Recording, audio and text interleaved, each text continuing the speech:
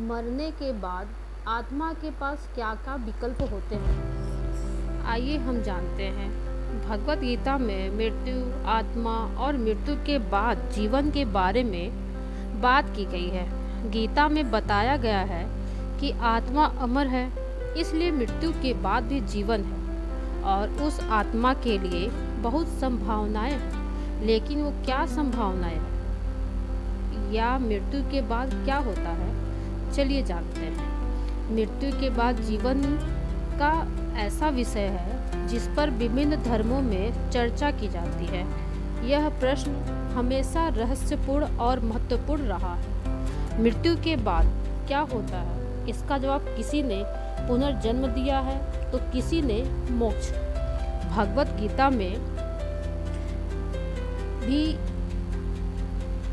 इस विषय में गहराई से चर्चा की गई है। गीता के अनुसार जीवन और मृत्यु का चक्र आत्मा के लिए केवल एक यात्रा है। गीता में एक श्लोक कहा गया है कि न जायते म्रियते वा कदाचिन नायं भूत्वा भविता वा न भूयः अजो नित्यं शाश्वतोऽयं पुराणं न हन्यते हन्यमाने शरीरे।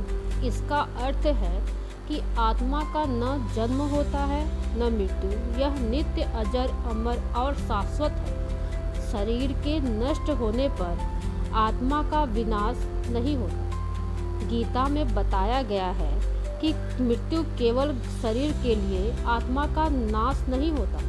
आत्मा का अस्तित्व सदा बना रहता है और यह नए शरीर को धारण करती है। लेकिन मृत्यु के बाद आत्मा की क्या क्या मंजिल होती है, उसके पास क्या क्या विकल्प होते हैं, चलिए जानते हैं।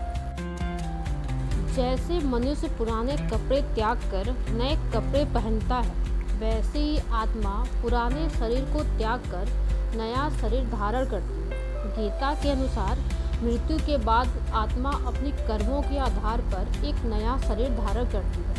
यह चक्र तब तक चलता है जब तक आत्मा मोक्ष मुक्ति प्राप्त नहीं कर पाती। गीता में आत्मा की एक और मंजिल बताई गई है और वो है मोक्ष।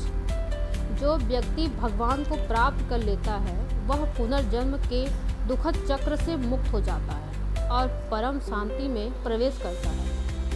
गीता के अनुसार मोक्ष यानी कि मुक्ति आत्मा की अंतिम स्थिति है, जहाँ इसे संसार के जन्म और मृत्यु के चक्र से मुक्ति मिलती है। यह भक्ति, ज्ञान और कर्मयोग के माध्यम से प्राप्त किया जा सकता है। भगवान श्री कृष्ण कहते हैं, मैं सभी जीवों का परम पिता हूँ।